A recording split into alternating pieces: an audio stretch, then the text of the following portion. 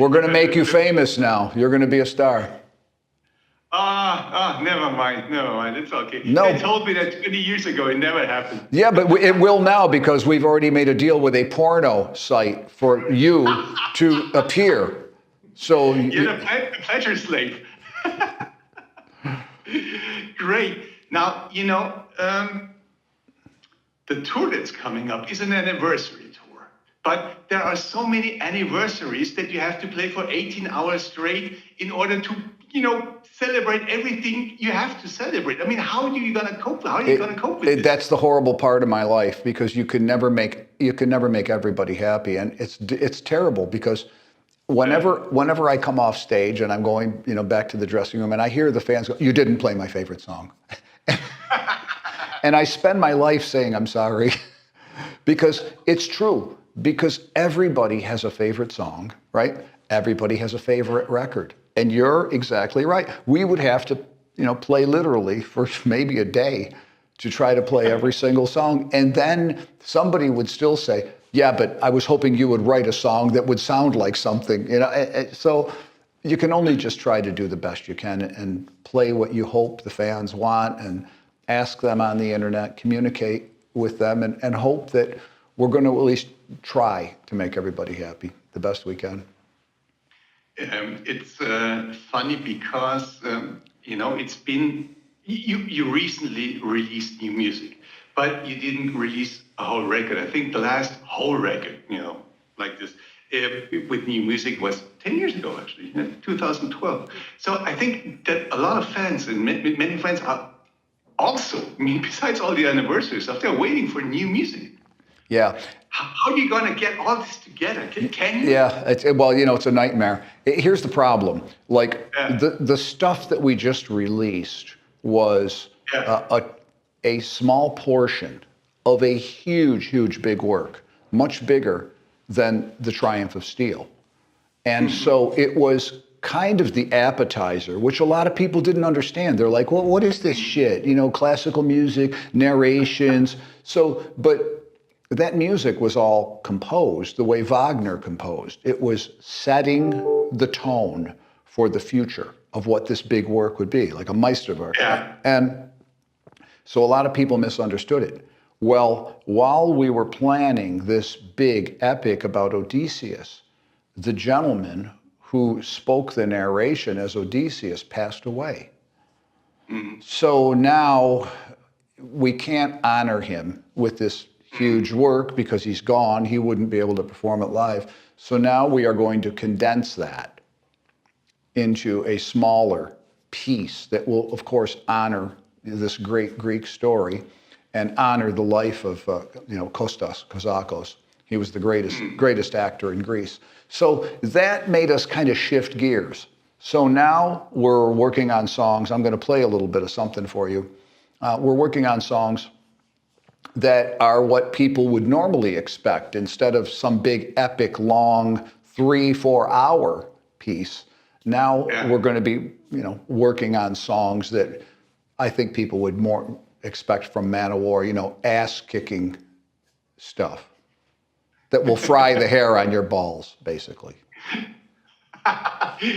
So, but it's going to, I imagine that you're going to tour this later in a whole different setting and scene. Yeah, exactly. And, this anniversary tour is what it is. We're going to be playing, hopefully all the stuff people want, but there'll be a couple of the newer tracks in there, stuff that's hard hitting and kicks ass because, the band now has a different guitar player, a different drummer.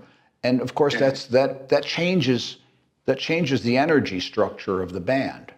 And it always happens when you have different members, come in. They bring their energy to what MANOWAR is. I mean, it's still MANOWAR, but you're with a different personality. It's like a different girlfriend, whatever.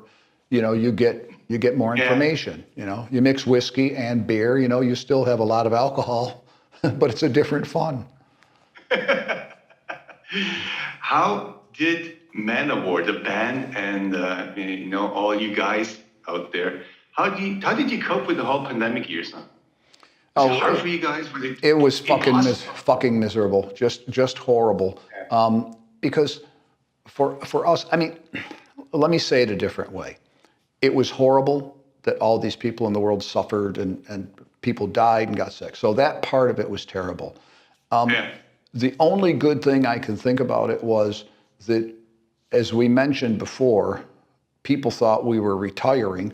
All we said was we really want to just take a break, so you don't get burned out. And I think everybody, particularly here in Germany, understands the expression habit of burnout, because you can do something for so long and then you really need to get away from it. Well, take a holiday. Germans are big on holidays, that's for sure. And they're big on work. And I think that's why, it works as a country. And it's the same thing with musicians. I think if you don't take a little bit of time to just go, then you're just going to do the same thing. So the COVID thing gave us a chance to take some time away from touring. Well, we had no choice. But during that time, we built a new studio. So now we have 2 studios. We're so heavily into immersive audio. My new studio has got like 30 speakers all around the ceiling and the walls, and that's the future of the sound we make. So, the positive side was we were able to take a break, build a brand new studio, and we survived it. And we're here, and now we're recharged and ready to crush the enemies of metal. Who are the enemies of metal nowadays? People, so much has changed over the same assholes that have always been in this business. Bands that don't respect the fans and think they're a bunch of stupid assholes who are just there to pay money and give them a shitty show, small PA system that's distorted and sounds like shit, no lights, no energy, no passion, no sweat and blood and excitement and love for the fans. People who just want to fucking squeeze the fans like they're a sponge, and drag every fucking dime out of them without giving anything. Just assholes in general. Promoters who don't respect the fans. Anybody who doesn't respect the fans of metal is an asshole. That's true. Das ist mein Leben und meine Wörter sind wahr. Yeah, sehr gut. Vielen Dank. Now you don't only play bass, but you have you started a podcast. Yeah. The Words of Power. Mm-hmm. How did you? Obviously, people like you, such as you have so much to say. But what was it something that you did just because? You had the time to do it, or is it something where you go like, no, this is exactly what I always wanted to do, and now I can go for it. Well, both. I mean, I when we had the time, it made me think, well, maybe it is time, because I'm constantly getting questions from people. What do you think about this? Well, how could I do that? So it was just a combination of having the time, having the ability, and having people write in about so many things. And just like the spoken word tour I did, around that time, I had no idea it was going to be a success. In fact, when we talked about the idea, I'm saying, why the fuck would anybody want to come and hear what I have to say? I really sincerely felt like, oh, let's try it, but it turned out to be something people really enjoyed. And if people want to hear, what I have to say, or they want to ask me questions, if they want to really learn about what life really is in the music business, the good, the bad, and the ugly, I'm enjoying it. And so the podcast is another outlet. And recently I've just decided that, instead of hiding away in the studio every single minute, I'm going to share some of my life with the fans, which a lot of people want to know. Like yesterday, I just did a video in the airport about going to these airport lounges and trying to get some sleep and try and maybe get a coffee, and you could get killed in the food line. The minute they bring out that fresh food, there's more elbows flying than in a Steven Seagal movie. You have to protect yourself. You could get really fucking seriously injured when we call them in America, plate loaders. Like, when they have the buffets, Like you pay €9 and you get all the food you can eat, and you see these people with the plates like this. You know what I mean? You have to have arms like Arnold Schwarzenegger in order to carry the plates of food. They're walking like this, and if you get near them, so these are some of the experiences that I'm sharing with the world, and people they think it's funny, but reality is always funnier. So, yeah, I'm sharing my life now and just aspects of it because I want people to see the reality is not what people think that, you're fucking just walk onto a fucking private jet and they're holding a glass of champagne. There's 2 fucking Playboy bunnies naked waiting to get down. Don't I wish? That would be wonderful. But, it's fucking walk into a hotel after getting off a plane flight for 24 hours, no sleep. The minute you start to get to sleep,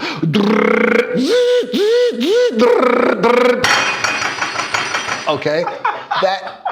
And how the fuck can you sleep then? And then what? You call the fucking front desk. Hey, you motherfuckers, I can't sleep. Hello? Hey, I can't sleep here. Do you have a problem? Yes, I got a fucking problem. I'm sorry. What do you mean you're sorry? Maybe you want to go to another hotel. Oh yeah, that's what I want to do. I want to go to another fucking hotel. Where? 45-minute drive? Unpack all my shit again? So yeah, it's a crazy fucking life. But das ist das Leben, hart und schlecht. It's hard, but somebody's got to live it. Yes, it is. Yes. I cannot stop laughing, but I still need to ask a question. Ja, mein Leben ist scheiße. No, it's not. Yeah, manchmal, mein Leben ist scheiße. But, in moments like this, I can, with people like you, I can laugh about it because when I see you laughing, at least there's a benefit to my suffering, okay? I made somebody laugh. And if the fans can laugh, good. I'm happy about it, but I mean, it's really interesting for people to know that it is hard for a band to tour. People see just the 1 hour on stage, which of course we're having fun. How can you not have fun? We have the greatest fucking fans in the world, the most loyal fans in the world.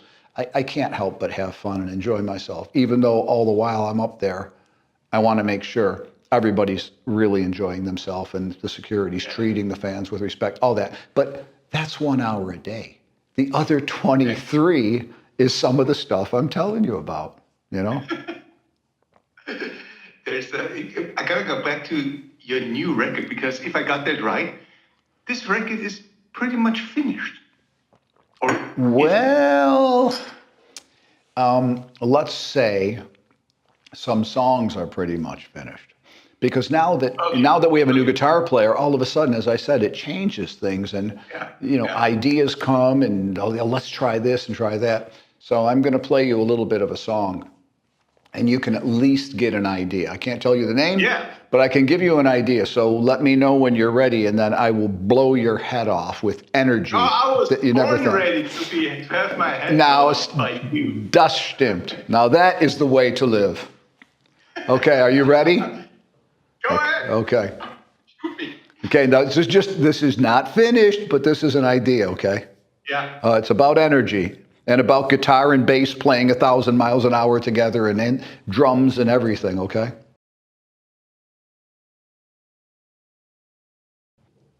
You know what's amazing? You can play this to anyone in the world who likes metal, and everybody would say this is MANOWAR. Well, it is MANOWAR. And this is the thing that burns my ass because when I'm on the internet, right, and I'm trying to answer as many people as I can because I'm having fun doing it, right, then you always get the oddball asshole who has a comment, right? Now, there's 20 comments, right? I love it. Amazing. This is MANOWAR. Oh, that's the style. Oh, very good. And then one asshole, right? I don't think it's anything new. And then nothing surprising here. Of course there's nothing surprising, you fucking asshole. We've been together 40 years. We have a sound, a look, an image, a style, a message in our music, just like Dio, just like Motorhead, just like AC/DC, just like Uriah Heep, just like every classic Scorpion, every classic band has their sound. They have their style. And the reason they have their fans is because they didn't shit in their fans' faces, okay, by changing and doing some happy fucking bullshit. And it's just so amazing to try and communicate with these fucking, we're not here. We're not shit shovelers, okay? We don't one day say, okay, we're a country band. The next day, oh no, we're jazz. You know, no, next day we're fucking pop. No, we're MANOWAR. And if you like MANOWAR, you are welcome at our shows. If you're an asshole, please don't come and disturb our fans. Don't even get on the website. You know what I mean? I don't care if people hate us. That's okay. You know, that's life. But I just don't want to invite them onto our website to disturb the people that are happy, just like the concerts. Why would somebody buy a fucking ticket to just stand there like this? You know, it's like, if you're miserable, what the fuck? Go home, get a psychologic test, find out why you're so fucked up, and fix yourself. You know, we all got problems. There's nothing wrong with it. You know? This Leben ist zu kurz für diese Scheiße. Stimmt? That's correct, sir. It sounds like you have a lot, you know, just within this 2-minute piece of music, it sounds like you're having a lot of fun doing this. Well, You just you know, get into it. if you don't understand when you start out to be a musician that your life is going to be a life that most of it belongs to the public, to people who are paying to see you play, people who love your music, they want to get to know you.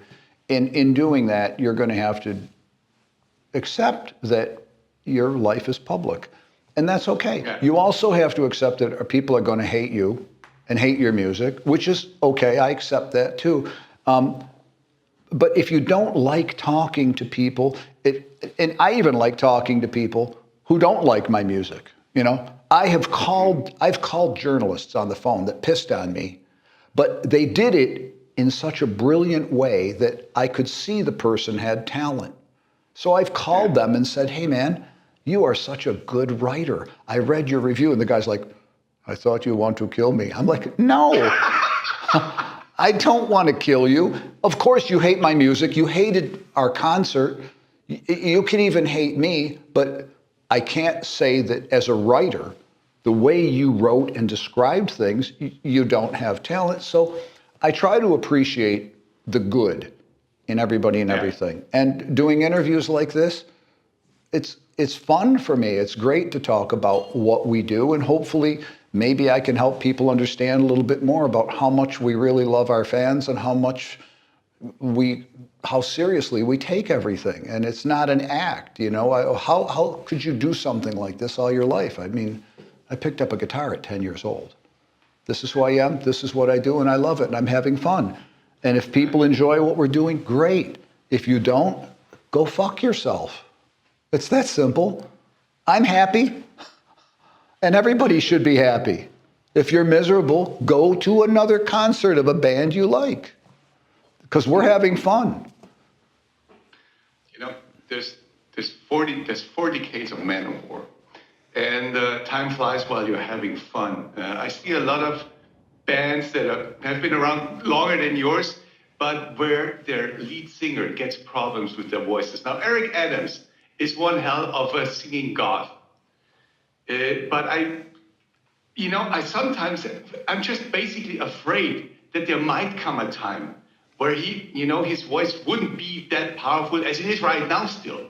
Do you ever, think about that something like that might happen and might affect everything? Well, we have never overplayed, okay? We have never been the kind of band that toured every week, every year, every month. And so we've protected, I've protected his voice so that it wouldn't be damaged. And even when we tour now, he has to have proper rest. Yeah. we tell him to restrict his talking because, whispering is bad for your voice, a lot of things. So, plus he's a studied singer and he's able to sing properly. And plus we're not going to burn out his voice. So, it's like anything else. You have to protect what you have. But I'm sorry, but these guys are on my ass right now to kind of wrap this up.